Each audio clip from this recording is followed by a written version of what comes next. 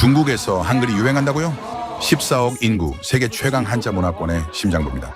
수천 년간 한자로만 모든 것을 기록해온 나라죠. 그런데 지금 중국 젊은이들의 SNS 닉네임에 이상한 문자가 등장하기 시작했습니다. 한자도 아니고 영어도 아닙니다. 바로 한글입니다.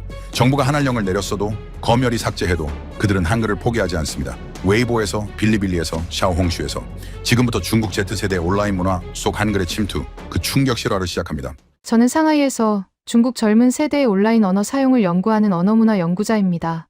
지난 10년간 중국 디지털 공간에서 문자가 어떻게 진화하는지를 추적해왔죠. 중국은 세계에서 가장 견고한 문자 체계를 가진 나라입니다.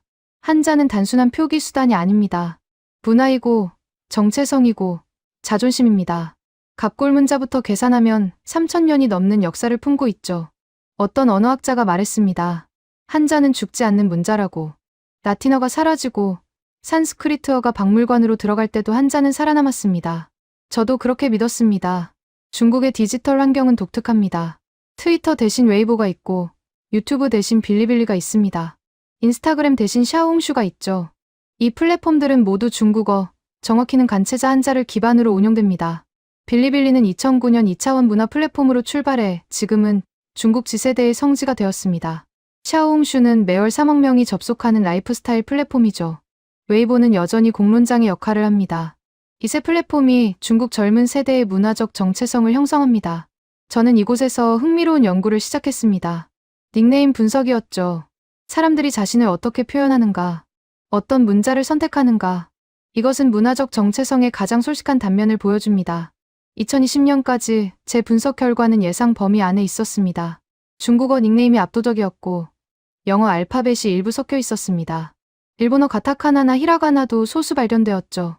애니메이션 팬덤의 영향이었습니다. 하지만 2022년부터 이상한 패턴이 포착되기 시작했습니다. 네모난 문자. 처음에는 오류인 줄 알았습니다. 한자도 아니고 일본 문자도 아니었으니까요. 데이터를 다시 확인했습니다. 오류가 아니었습니다. 한글이었습니다. 동료 연구자들에게 물었습니다. 이게 무슨 현상이냐고. 대부분은 웃었습니다. 일시적 유행이라고. K-팝 팬덤의 소수 현상이라고. 곧 사라질 거라고. 저도 그렇게 생각했습니다. 중국 정부는 2016년 한한령을 발표했습니다. 한류 금지령이죠. 사드 배치에 대한 보복이었습니다. 한국 연예인의 방송 출연이 금지되었고 한국 드라마 수입이 중단되었습니다. 한국 가수의 대규모 공연은 불가능해졌죠. 당시 모든 분석가들은 같은 결론을 내렸습니다. 중국에서 한류는 끝났다. 한국어에 대한 관심도 사라질 것이다. 한글은 더 이상 중국 젊은이들의 시야에 들어오지 않을 것이다. 합리적인 예측이었습니다. 14억 인구를 가진 거대 시장이 문을 닫았으니까요. 정부가 의지를 보였으니까요. 저도 연구 방향을 바꿀까 고민했습니다. 중국 내 외래 문자 유입이라는 주제 자체가 의미 없어 보였으니까요. 한자의 지배력은 절대적이었고 정부의 통제력은 강력했습니다. 그런데 데이터는 다른 이야기를 하고 있었습니다. 한한령 이후에도 한글 닉네임은 줄어들지 않았습니다. 오히려 조금씩 늘어나고 있었죠. 처음에는 통계적 오차라고 생각했습니다. 표본이 작아서 그런 거라고. 하지만 표본을 늘려도 결과는 같았습니다. 저는 스스로에게 물었습니다. 왜일까? 정부가 막았는데, 공식 채널이 차단되었는데, 왜 이 문자는 사라지지 않는 걸까? 당시 저는 아직 답을 찾지 못했습니다. 중국 Z세대의 온라인 문화는 제가 알던 것보다 훨씬 복잡했습니다. 한자의 제국은 견고해 보였지만 그 안에서 무언가가 움직이고 있었습니다. 2024년 한국어 능력 시험 응시자 수가 발표되었습니다. 전 세계 42만 8,585명, 2020년 21만 8,869명, 대비 2배 가까이 증가한 수치였죠. 중국도 여전히 주요 응시국 중 하나였습니다. 한한령 8년 차였는데도 글로벌 한국어 학습 시장 규모는 72억 달러를 돌파했습니다. 연평균 성장률 25%. 중국 시장만 해도 2034년까지 72억 달러 규모로 성장할 것이라는 전망이 나왔죠. 숫자는 거짓말을 하지 않습니다. 무언가가 일어나고 있었습니다. 저는 연구 방향을 확정했습니다. 중국 Z세대의 온라인 공간에서 한글이 어떻게 존재하는가. 이것을 추적하기로 했죠. 한자의 제국 안에서 네모난 외래 문자가 어떻게 자리를 잡아가는지, 정부의 통제를 피해 어떻게 전파되는지. 동료들은 여전히 회의적이었습니다. K-팝 팬덤 몇 명이 쓰는 거라고. 통계적으로 유의미하지 않다고. 본격적인 언어 현상으로 볼 수 없다고. 저는 대답하지 않았습니다. 대신 데이터를 더 모으기로 했죠. 빌리빌리의 댓글을 분석하고 웨이보의 닉네임을 추적하고 샤오홍슈의 게시물을 스크래핑했습니다.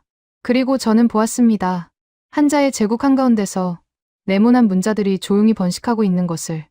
2016년 한알령이 발표된 직후 저는 베이징의 한 대학에서 열린 문화정책 세미나에 참석했습니다.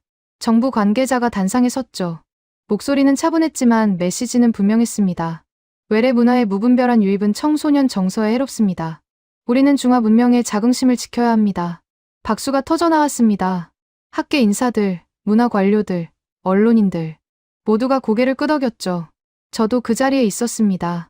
한알령의 실제 효과는 즉각적이었습니다. 한국 드라마는 공식 채널에서 사라졌습니다. 한국 가수의 대규모 공연은 취소되었죠. 한국 예능 프로그램의 중국판 리메이크도 중단되었습니다. 광고에서 한국 연예인의 얼굴이 지워졌습니다. 중국 엔터테인먼트 업계는 빠르게 적응했습니다. 한국 콘텐츠 없이도 충분히 시장을 채울 수 있다는 자신감이 있었으니까요. 중국 자체 아이돌 산업이 성장하고 있었고 국산 드라마의 품질도 올라가고 있었습니다. 저는 그때 연구 노트에 이렇게 적었습니다. 한류의 중국 시대는 끝났다. 한글에 대한 관심도 자연스럽게 소멸할 것이다. 합리적인 판단이었습니다. 하지만 디지털 공간은 다른 논리로 움직이고 있었습니다. 2021년 중국 정부는 추가 조치를 발표했습니다. 연예인 팬클럽 활동 제한, 미성년자의 아이돌 응원 목적 지출 금지, 팬덤 문화 전반에 대한 규제였죠. 표면적으로는 과도한 팬덤 소비를 막겠다는 취지였습니다. 하지만 실질적으로는 해외 아이돌에 대한 열광을 억제하려는 의도가 있었죠. 웨이보에서 K-팝 관련 해시태그가 검열되기 시작했습니다. 특정 한국 아이돌의 이름을 검색하면 결과가 제한되었죠. 팬덤 커뮤니티들은 하나둘 문을 닫았습니다. 저는 이 시기에 온라인 언어 사용 패턴을 집중적으로 분석했습니다. 예상대로 한국어 관련 콘텐츠의 공개적 노출은 급감했습니다. 한글이 포함된 게시물은 삭제되거나 검색에서 배제되었죠. 하지만 이상한 점이 있었습니다. 닉네임 데이터에서 한글의 빈도가 줄어들지 않았습니다. 오히려 미세하게 증가하는 추세였죠. 처음에는 측정 오류라고 생각했습니다. 검열이 강화되는데 어떻게 외래 문자 사용이 늘어날 수 있겠습니까? 데이터를 다시 검증했습니다. 오류가 아니었습니다. 저는 샘플을 확대해서 분석했습니다. 빌리빌리의 댓글 섹션, 웨이보의 서브 계정들, 샤오홍슈의 라이프스타일 게시물. 공식적인 팬덤 활동은 위축되었지만 개인 사용자들의 문자 선택에서는 다른 흐름이 감지되었습니다. 한글이 닉네임에 등장하는 방식도 변화하고 있었습니다. 초기에는 아이돌 이름이나 노래 제목을 그대로 쓰는 경우가 많았죠. 하지만 2022년 이후로는 한글 자모를 조합한 창작 닉네임이 늘어났습니다. 한국어를 모르는 사람이 봐도 의미를 알 수 없는 조합들이었죠. 이것은 단순한 팬덤 활동이 아니었습니다. 문자 자체에 대한 미적 선택이었습니다. 저는 인터뷰 대상자를 모집했습니다. 한글을 닉네임에 사용하는 중국 Z세대 20명. 익명을 조건으로 대화를 나눴죠. 22살 대학생이 말했습니다. 한글은 예뻐요. 네모네모해서. 한자는 너무 복잡하고 영어는 다들 써서 특별하지 않아요. 24살 직장인이 말했습니다. K-팝 좋아하는 건 맞는데 그것만은 아니에요. 한글 자체가 디자인적으로 매력 있어요. 인스타그램에서 한국 사람들 계정 보면 한글 타이포그래피가 진짜 세련됐거든요. 19살 고등학생이 말했습니다. 친구들이랑 비밀 대화할 때 한글 써요. 부모님이 못 읽으니까. 마지막 답변에서 저는 중요한 단서를 발견했습니다. 한글은 중국 젊은 세대에게 일종의 암호가 되고 있었습니다. 검열을 피하고 기성세대와 구분되는 정체성을 표현하는 도구였죠. 정부의 통제는 역설적인 효과를 낳고 있었습니다. 공식 채널이 막히자 한글은 오히려 희소성을 얻었습니다. 금지된 것은 매력적이니까요. 2023년 저는 빌리빌리에서 흥미로운 현상을 발견했습니다. 한류 카테고리가 공식적으로 존재했습니다. 한국 드라마, 한국 음악, 한국 예능. 검열의 빈틈이었죠. 빌리빌리는 사용자 생성 콘텐츠 플랫폼이라 모든 것을 통제하기 어려웠습니다. 이곳에서 한국 콘텐츠는 조용히 유통되고 있었습니다. 공식 수입은 막혔지만 팬들이 자체 번역한 자막본이 돌아다녔죠. 화질은 낮았고 번역은 어설펐지만 시청자들은 개의치 않았습니다. 댓글 섹션에서 한글이 자주 목격되었습니다. 짧은 감탄사, 아이돌 이름, 노래 가사 일부, 중국어 문장 사이에 한글이 섞여 있었죠. 샤오홍슈에서도 비슷한 패턴이 관찰되었습니다. 한국 여행 브이로그, 한국 화장품 리뷰, 한국 카페 탐방. 이런 게시물들에서 한글 해시태그가 사용되고 있었습니다. 검색 최적화를 위한 것이기도 했지만 동시에 문화적 소속감의 표현이기도 했죠. 저는 중국 내 한국어 학습 현황도 조사했습니다. 공식 통계는 찾기 어려웠습니다. 하지만 온라인 학습 플랫폼의 데이터는 확인할 수 있었죠. 한국어 강좌의 수강생 수가 꾸준히 증가하고 있었습니다. 특히 젊은 층에서 두드러졌죠. 학습 동기를 묻는 설문에서 가장 많은 답변은 취미였습니다. 취업이나 학업이 아니라 순수한 관심. 이것은 다른 외국어 학습과 확연히 다른 패턴이었습니다. 교육 플랫폼 프레플리의 조사에 따르면 한국어 학습자의 46%가 취미를 이유로 꼽았습니다. 다른 외국어의 경우 커리어나 학업 목적이 28%로 더 높았죠. 한국어는 실용적 목적보다 문화적 끌림으로 선택되고 있었습니다. 저는 동료들에게 이 데이터를 공유했습니다. 반응은 여전히 회의적이었죠. 표본이 작아서 그래. 온라인 플랫폼 데이터는 편향되어 있어. 실제 사회에서는 영향력이 미미해. 맞는 말이었습니다. 아직은 주류 현상이 아니었으니까요. 하지만 저는 방향성에 주목했습니다. 정부의 통제가 강화되는데도 관심이 줄어들지 않는다면 이것은 단순한 유행이 아니었습니다. 2024년 초 저는 연구 중간 보고서를 작성했습니다. 제목은 이랬죠. 한자의 틈새 중국 지세대 온라인 공간에서의 한글 사용 현황. 결론 부분에 이렇게 썼습니다. 현재 중국 지세대의 한글 사용은 소수 현상이다. 그러나 정부 규제에도 불구하고 감소하지 않는다는 점에서 주목할 필요가 있다. 이 현상이 확대될지, 자연 소멸할지는 추가 관찰이 필요하다. 조심스러운 표현이었습니다. 학계에서 논란을 피하고 싶었으니까요. 하지만 속으로는 다른 생각을 하고 있었습니다. 무언가가 오고 있다. 아직은 보이지 않지만 데이터는 분명히 움직이고 있다. 한자의 제국은 여전히 견고해 보였습니다. 정부의 통제력은 강력했고 공식 채널은 막혀 있었죠. 하지만 디지털 공간의 틈새에서 네모난 문자들이 조용히 자리를 넓히고 있었습니다. 저는 기다리기로 했습니다. 데이터가 더 명확해질 때까지. 2024년 봄, 저는 샤오홍슈에서 이상한 게시물을 발견했습니다. 한 20살 여성이 올린 일상 사진이었죠. 카페에서 찍은 셀카. 특별할 것 없는 콘텐츠였습니다. 그런데 닉네임이 눈에 들어왔습니다. 한글이었습니다. 세 글자. 의미를 알 수 없는 조합이었죠. 댓글을 확인했습니다. 중국어로 된 반응들 사이에 한글 댓글이 섞여 있었습니다. 짧은 감탄사들. 좋아요 수는 2만 개가 넘었죠. 저는 이 계정을 추적하기 시작했습니다. 팔로워 3만 명. 게시물 대부분은 평범한 라이프스타일 콘텐츠였습니다. 하지만 해시태그에 한글이 자주 등장했죠. 한국 카페, 한국 패션, 한국 화장품. 이 사람은 K-팝 팬이 아니었습니다. 아이돌 관련 게시물은 거의 없었죠. 그냥 한국 문화 전반에 관심이 있는 일반인이었습니다. 저는 비슷한 계정을 더 찾아보았습니다. 생각보다 많았습니다. 샤오홍슈에서 한국 브이로그를 검색하면 수십만 개의 게시물이 나왔습니다. 한국 여행, 한국 음식, 한국 패션. 이 게시물들의 공통점은 한글이 어딘가에 등장한다는 것이었죠.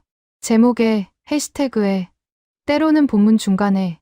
빌리빌리에서도 변화가 감지되었습니다. 2024년 빌리빌리 월드 행사가 상하이에서 열렸죠. 25만 명이 참가한 중국 최대 서브컬처 페스티벌이었습니다. 저는 현장을 방문했습니다. 행사장 곳곳에서 한국 콘텐츠의 흔적이 보였습니다. K-팝 아이돌 굿즈를 파는 부스, 한국 게임 캐릭터로 분장한 코스플레이어들.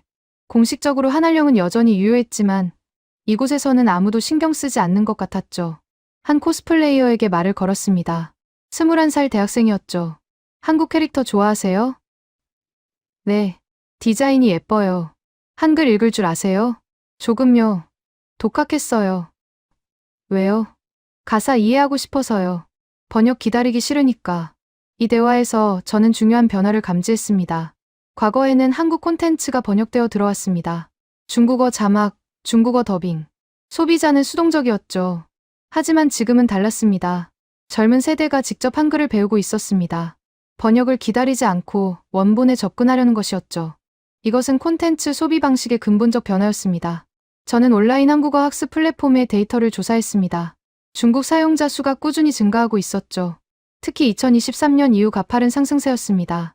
글로벌 한국어 학습 시장 규모는 72억 달러를 돌파했습니다. 연평균 성장률 25%. 중국은 이 시장에서 가장 큰 소비국 중 하나였죠.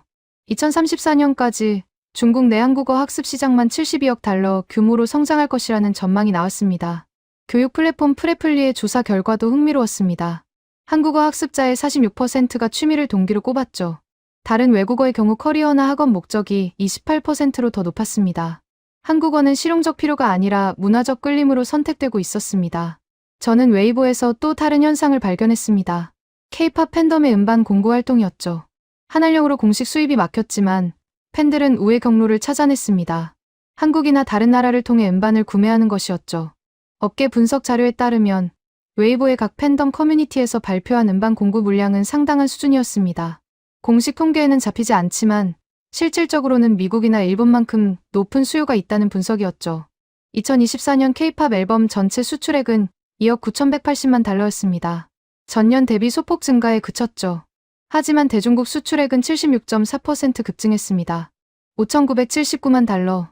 전체 국가 중 3위였죠. 숫자가 말해주고 있었습니다. 한알령은 형식적으로만 존재하고 있었습니다. 저는 인터뷰 대상자를 더 모집했습니다. 한글을 사용하는 중국 Z세대 30명. 그들의 답변에서 공통된 패턴이 발견되었죠. 23살 직장인이 말했습니다. 한글은 예뻐요. 네모네모해서. 한자는 복잡하고 영어는 다들 써서 특별하지 않아요. 21살 대학생이 말했습니다. 친구들이랑 비밀 대화할 때 한글 써요. 부모님이 못 읽으니까. 19살 고등학생이 말했습니다. 인스타그램에서 한국 사람들 계정 보면 한글 타이포그래피가 세련됐어요. 그게 멋있어서 따랐어요. 이 답변들에서 저는 3가지 동기를 추출했습니다. 미적 매력, 세대 구분, 문화적 동경.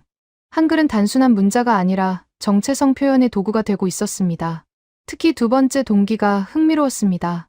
한글을 부모 세대가 읽지 못하는 암호로 사용한다는 것. 이것은 정부의 통제가 역효과를 낳고 있다는 증거였죠. 금지된 것은 매력적이니까요. 저는 데이터를 정리하면서 깨달았습니다. 한글은 더 이상 K-팝 팬덤만의 전유물이 아니었습니다. 일반 젊은 세대의 온라인 문화 속으로 스며들고 있었죠. 닉네임에, 해시태그에, 댓글에, 조용하지만 확실하게 동료들에게 이 발견을 공유했습니다. 이번에는 반응이 조금 달랐죠. 흥미롭네. 하지만 아직 주류는 아니잖아. 맞는 말이었습니다. 아직은 소수 현상이었으니까요. 하지만 방향성은 분명했습니다. 한자의 제국 안에서 네모난 문자가 틈새를 찾아 번지고 있었습니다. 저는 연구 범위를 확대하기로 했습니다. 단순한 닉네임 분석을 넘어서 중국 Z세대의 문자 인식 전반을 조사하기로 했죠. 첫 번째 균열이 보이기 시작했습니다. 2025년 1월 예상치 못한 사건이 터졌습니다. 미국 정부가 틱톡의 미국 시장 퇴출을 결정한 것이죠. 중국 기업 바이트댄스가 운영하는 앱이 국가 안보에 위협이 된다는 이유였습니다. 저는 이 뉴스를 보면서 한글 연구와 무슨 관련이 있을까 생각했습니다. 직접적 연관은 없어 보였죠. 하지만 며칠 후 이상한 현상이 벌어졌습니다. 미국 틱톡 사용자들이 대거 샤오홍슈로 이동하기 시작한 것입니다. 틱톡 금지에 대한 상징적 저항이었죠. 차단할수록 더 사용한다는 심리가 작용했습니다. 샤오홍슈는 미국 앱스토어 다운로드 1위를 기록했습니다. 중국 플랫폼에 갑자기 영어권 사용자들이 쏟아져 들어왔습니다.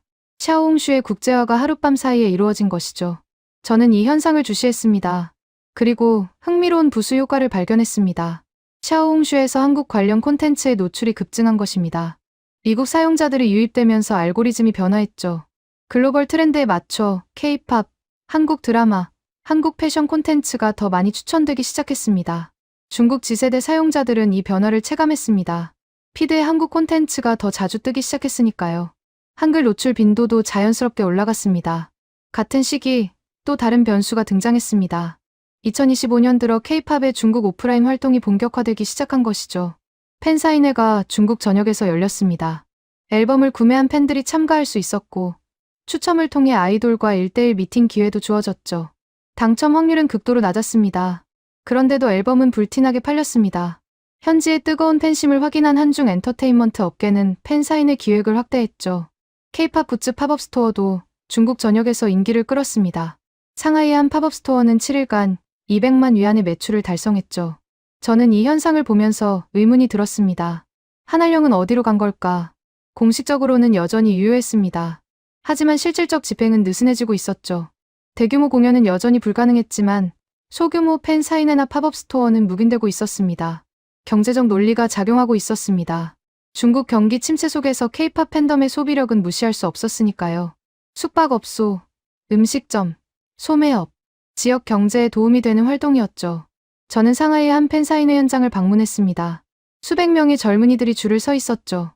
대부분 20살 전후였습니다. 한 참가자에게 물었습니다. 22살 대학생이었죠. 한글 읽을 줄 아세요? 기본적인 건 읽어요. 잠오 조합 원리 알면 금방 배워요. 어디서 배웠어요? 빌리빌리에서요. 한글 강의 영상 많아요. 정부에서 한류 규제하는 거 신경 안 쓰여요? 웃으면서 대답했습니다. 우리 세대는 별로 신경 안 써요. 좋아하면 찾아보는 거죠. 이 대화에서 저는 세대 간 인식 차이를 확인했습니다. 기성세대에게 한한령은 정책이었습니다. 하지만 지세대에게는 그냥 우회해야 할 장애물이었죠. 디지털 네이티브 세대의 특성이었습니다. 차단되면 우회하고, 삭제되면 다시 올리고, 검열되면 암호화합니다. 정부의 통제 방식이 이 세대의 행동 양식을 따라가지 못하고 있었죠. 저는 빌리빌리에서 한글 학습 콘텐츠를 검색해보았습니다. 예상보다 많았습니다. 한글 자모 강의, 기초 회화, K-팝 가사 해석, 조회수가 수십만에서 수백만에 달하는 영상들이 있었죠. 댓글을 분석했습니다. 학습 동기를 밝히는 댓글들이 있었죠. 아이돌 브이라이브 자막 없이 보고 싶어서요. 한국 드라마 원어로 듣고 싶어서요. 한글 디자인이 예뻐서 닉네임에 쓰려고요. 세 번째 유형의 댓글이 증가하고 있었습니다. 콘텐츠 소비가 아니라 문자 자체에 대한 관심. 이것은 새로운 현상이었죠. 한글이 기능적 도구를 넘어 미적 대상이 되고 있었습니다. 젊은 세대는 한글의 형태 자체를 매력적으로 인식하고 있었죠. 네모난 구조, 자음과 모음의 조합, 간결한 디자인. 저는 한글의 특성을 다시 살펴보았습니다. 세계 문자 체계 중에서 한글은 독특한 위치를 차지하고 있죠. 15세기에 인위적으로 창제된 문자입니다. 발음 기관의 모양을 본떠 자음을 만들었고 천지인 삼재를 상징하여 모음을 설계했죠. 언어학적으로 자질문자로 분류됩니다. 음소의 자질이 문자 형태에 반영된다는 뜻이죠. 이런 체계적 설계가 시각적 규칙성을 만들어냅니다. 네모 안에 자음과 모음이 조합되는 방식이 일정한 패턴을 형성하죠. 중국 지세대는 이 시각적 특성에 끌리고 있었습니다. 한자는 복잡하고 영어는 평범하고 일본 문자는 둥글둥글합니다. 한글은 네모나고 깔끔하죠. 디지털 환경에서 이 특성이 장점으로 작용하고 있었습니다.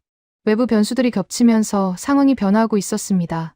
미국 틱톡 사태로 샤오홍슈가 국제화되었고 한한령의 실질적 집행이 느슨해졌고 K-팝의 오프라인 활동이 재개되었죠. 이 모든 것이 한글 노출을 증가시키는 방향으로 작용했습니다. 저는 연구 노트에 적었습니다. 한자의 제국에 균열이 생기고 있다. 아직은 작은 틈이지만 틈은 점점 벌어지고 있다. 2025년 여름, 저는 데이터를 정리하다가 손이 멈췄습니다. 빌리빌리 닉네임 분석 결과였죠. 한글이 포함된 닉네임의 비율이 전년 대비 2배 가까이 증가해 있었습니다. 소수 현상이라고 치부하기엔 숫자가 너무 컸죠. 샤오홍슈 데이터는 더 놀라웠습니다. 한글 해시태그가 포함된 게시물이 월간 수십만 건에 달했습니다. 한국 여행, 한국 패션, 한국 카페. 이 게시물들의 평균 좋아요 수는 일반 게시물보다 높았죠.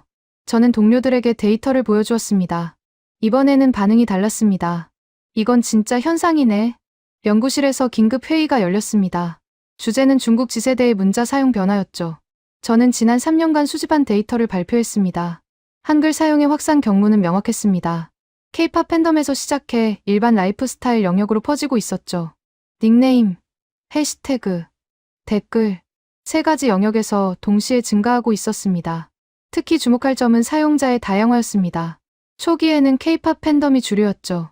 하지만 이제는 한국 콘텐츠와 직접적 관련이 없는 사용자들도 한글을 쓰고 있었습니다. 패션 인플루언서, 카페 리뷰어, 일상 브이로거.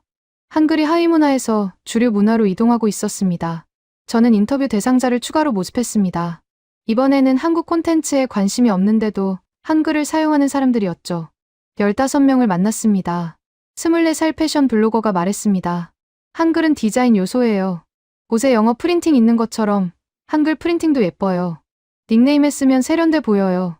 21살 대학생이 말했습니다. 친구들 사이에서 유행이에요. 한글 닉네임 쓰면 트렌디해 보여요. K-팝 좋아하는 건 아닌데 그냥 멋있어서요. 19살 고등학생이 말했습니다. 영어는 다들 써서 평범해요.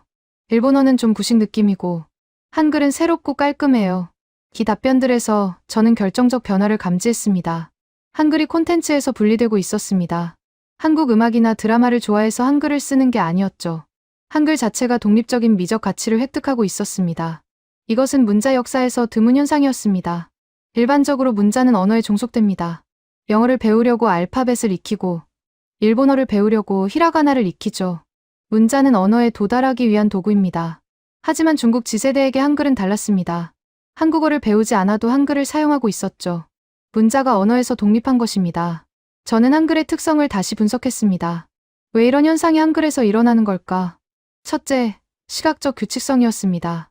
한글은 자음과 모음이 일정한 패턴으로 조합됩니다. 네모난 틀 안에 배치되죠. 이 규칙성이 디자인적 매력을 만들어냅니다. 둘째, 학습 용이성이었습니다. 한글은 24개의 기본 자모로 구성됩니다. 조합 원리를 이해하면 모르는 단어도 읽을 수 있죠. 한자의 수천 글자와 비교하면 진입 장벽이 낮습니다. 셋째, 희소성이었습니다. 중국에서 한글은 아직 주류 문자가 아닙니다. 영어는 누구나 알고 일본어도 친숙하죠. 하지만 한글은 상대적으로 새롭습니다. 차별화의 도구가 될 수 있죠. 저는 이 세 가지 요소가 결합되어 한글의 확산을 가능하게 한다고 결론지었습니다. 데이터를 더 분석했습니다. 한글 사용자의 연령 분포를 확인했죠. 15세에서 25세 사이가 압도적이었습니다. 지세대였죠. 이 세대의 특성을 고려해야 했습니다.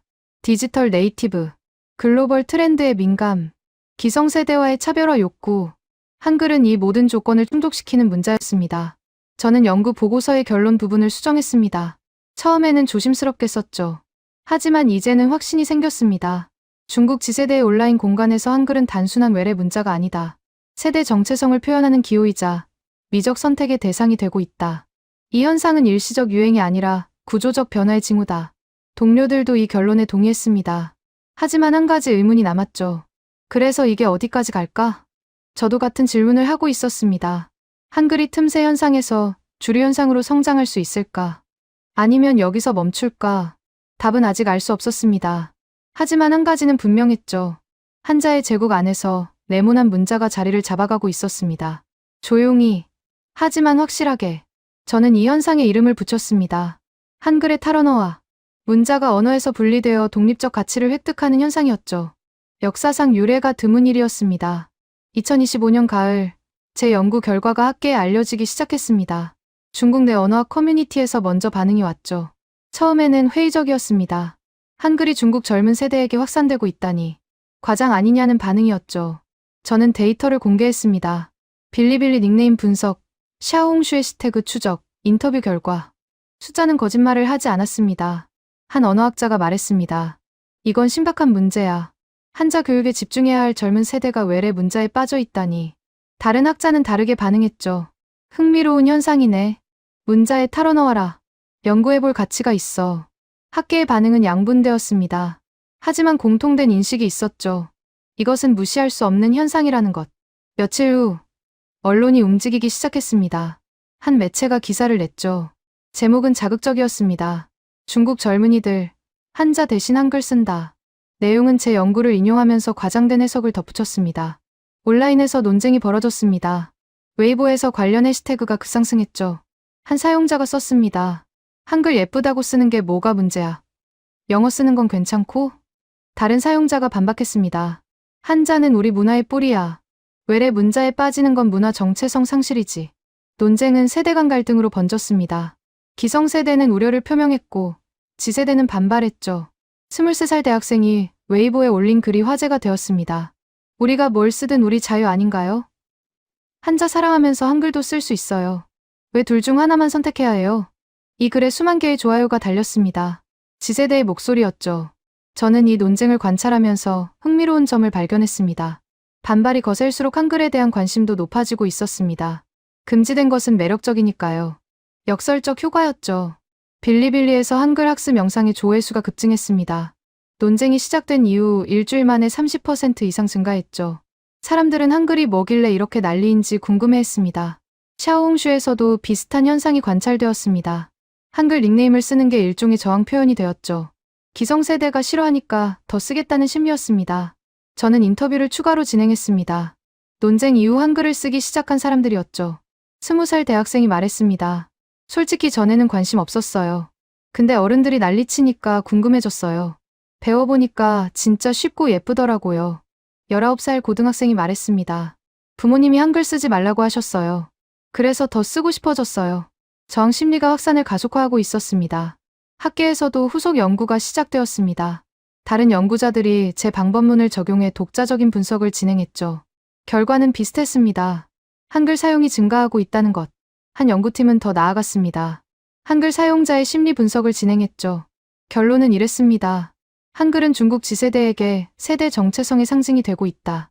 기성세대와 구분되는 문화 코드로 기능한다. 이 연구 결과가 발표되자 논쟁은 더 격화되었습니다. 일부 문화 평론가들은 경고했습니다. 젊은 세대의 문화 정체성이 위험하다고, 한자 교육을 강화해야 한다고, 외래 문화의 침투를 막아야 한다고. 하지만 다른 목소리도 있었습니다. 문화는 흐르는 것이라고, 젊은 세대의 선택을 존중해야 한다고, 억압은 역효과를 낳는다고. 저는 이 논쟁의 한가운데 서 있었습니다. 연구자로서 중립을 지키려 했죠. 하지만 한 가지는 분명했습니다. 제가 발견한 현상은 이제 학술적 관심을 넘어 사회적 이슈가 되었습니다. 한자의 제국이 흔들리고 있었습니다. 아직은 작은 진동이었지만 충격파는 퍼져나가고 있었죠. 2026년 1월, 논쟁은 새로운 국면으로 접어들었습니다. 기성세대의 반발이 예상과 다른 결과를 낳고 있었죠. 한글을 억압하려 할수록 젊은 세대의 관심은 높아졌습니다. 금지의 역설이었습니다. 일부 학자들이 입장을 바꾸기 시작했습니다. 처음에 우려를 표명했던 사람들이었죠. 한 언어학자가 기고문을 발표했습니다. 젊은 세대의 문자 선택을 위협으로 볼 필요가 없다. 한자는 수천 년을 버텨왔다. 한글 몇 글자 때문에 흔들릴 문화가 아니다. 이 기고문이 화제가 되었습니다. 기성세대 내부에서도 의견이 갈리기 시작했죠. 저는 이 변화를 주시했습니다. 한글 사용에 대한 논쟁이 오히려 한중 문화 교류에 대한 논의로 확장되고 있었습니다. 한 문화 평론가가 썼습니다. 문자는 문화의 창이다. 중국 젊은이들이 한글에 관심을 갖는다는 건 한국 문화의 매력을 느낀다는 뜻이다. 이것을 막을 게 아니라 우리 문화의 매력을 높이는 방향으로 고민해야 한다. 이 관점이 확산되기 시작했습니다. 문제의 원인을 외부가 아니라 내부에서 찾는 시각이었죠. 저는 인터뷰를 추가로 진행했습니다. 이번에는 기성세대였죠. 자녀가 한글을 사용하는 부모들이었습니다. 50대 어머니가 말했습니다. 처음엔 걱정했어요. 근데 딸이 한글 배우면서 한국 역사도 공부하더라고요. 나쁜 건 아닌 것 같아요. 40대 아버지가 말했습니다. 아들이 한글로 닉네임 쓰는 거 봤어요. 왜 쓰냐고 물었더니 예쁘다고 하더군요. 그 정도면 괜찮지 않나요? 태도의 변화가 감지되었습니다. 처음에 거부감이 수용으로 바뀌고 있었죠. 2월, 학계에서도 새로운 연구 방향이 제시되었습니다. 한글 사용을 문제로 볼 게 아니라 문화 교류의 지표로 분석하자는 것이었죠. 한 연구팀이 발표한 결론이 인상적이었습니다. 중국 지세대의 한글 사용은 동아시아 문화 교류의 새로운 양상을 보여준다. 이것은 위협이 아니라 기회다. 상호 이해의 가능성을 열어준다. 저도 이 관점에 동의했습니다. 처음 연구를 시작했을 때는 단순한 현상 분석이었죠. 하지만 이제는 더 큰 그림이 보이기 시작했습니다. 한글의 확산은 단순한 문자 유행이 아니었습니다. 문화 간 경계가 허물어지는 징후였죠. 디지털 환경에서 젊은 세대는 국경을 넘어 문화를 공유하고 있었습니다. 같은 달, 저는 한국 학회에서 발표 초청을 받았습니다. 서울에서 열린 학회였죠. 주제는 동아시아 문자 문화의 변화였습니다. 저는 중국 지세대의 한글 사용에 관한 연구를 발표했습니다. 한국 학자들의 반응은 흥미로웠습니다. 한 교수가 말했습니다. 한글이 한국어와 분리되어 사용된다니. 처음 듣는 현상이네요. 다른 교수가 말했습니다. 한글의 디자인적 가치가 인정받는 건 좋은 일이죠. 세종대왕이 들으셨으면 기뻐하셨을 겁니다. 발표 후 질의응답 시간이 길어졌습니다. 한글이 해외에서 어떻게 인식되는지에 대한 새로운 시각을 제공했기 때문이었습니다. 저는 이 경험에서 깨달았습니다. 문화는 일방통행이 아니라는 것을. 한류가 중국에 영향을 주었지만 중국 지세대의 반응은 다시 한국에 새로운 시사점을 제공하고 있었습니다. 귀국 후 저는 연구의 방향을 수정했습니다. 단순한 현상 분석을 넘어서 문화 교류의 미래를 전망하는 것으로요. 한글은 더 이상 한국만의 문자가 아니었습니다. 동아시아 디지털 문화의 공유 자산이 되어가고 있었죠. 2026년 3월, 저는 연구실에서 창밖을 바라보고 있습니다. 상하이에 봄이 오고 있죠. 거리에는 젊은이들이 걸어다닙니다. 그들의 스마트폰 화면에는 어떤 문자들이 떠다니고 있을까요? 지난 3년간의 연구를 돌아봅니다. 처음에는 단순한 호기심이었죠. 왜 중국 젊은이들이 한글을 닉네임에 쓰는 걸까? 작은 질문이었습니다. 하지만 그 질문은 점점 커졌습니다. 한글 사용의 확산, 기성세대의 반발, 역설적 관심 증가, 태도의 전환, 문화 교류에 대한 재인식. 저는 이제 확신합니다. 이것은 일시적 유행이 아닙니다. 어제 빌리빌리 데이터를 다시 확인했습니다. 한글이 포함된 닉네임의 비율은 여전히 상승 중이었죠. 샤오홍슈에서 한글 해시태그 게시물도 꾸준히 늘고 있었습니다. 더 흥미로운 건 사용자층의 변화였습니다. 초기에는 K-팝 팬덤이 주류였죠. 하지만 이제는 일반 사용자들도 한글을 씁니다. 패션, 뷰티, 여행, 일상, 모든 영역에서 한글이 보입니다. 한글에 탈언어와 제가 이름 붙인 이 현상은 계속 진행 중입니다. 오늘 아침 21살 연구 조교가 물었습니다. 교수님, 이 현상이 앞으로 어떻게 될 것 같으세요? 저는 대답했습니다. 모르겠어. 하지만 한 가지는 확실해. 한자의 제국이 무너지지는 않을 거야. 다만 그 안에 새로운 문자가 함께 살게 될 거야. 조교가 고개를 끄덕였습니다. 조교의 메신저 닉네임에도 한글이 있었죠. 저는 웃었습니다. 이 연구를 시작했을 때 저는 외부 관찰자였습니다. 현상을 분석하고 데이터를 수집하고 결론을 도출하는 연구자였죠. 하지만 이제는 다르게 느낍니다. 이 현상의 일부가 된 것 같습니다. 문화는 흐릅니다. 국경을 넘고 세대를 넘고 문자 체계를 넘습니다. 한알령이 있어도 검열이 있어도 기성세대의 반발이 있어도 젊은 세대는 자기들이 좋아하는 것을 찾아갑니다. 한글은 그렇게 중국 지세대의 디지털 공간에 자리 잡았습니다. 한자를 대체한 게 아닙니다. 한자 옆에 공존하게 된 것이죠. 저는 연구 보고서의 마지막 문장을 씁니다. 중국 지세대에게 한글은 외래 문자가 아니다. 그들의 문화적 선택이자 세대 정체성의 일부다. 이 현상은 동아시아 문화 교류의 새로운 장을 열고 있다. 한자의 제국은 건재하다. 하지만 그 제국은 이제 다른 문자와 공존하는 법을 배우고 있다. 창밖을 다시 봅니다. 상하이의 하늘은 맑습니다.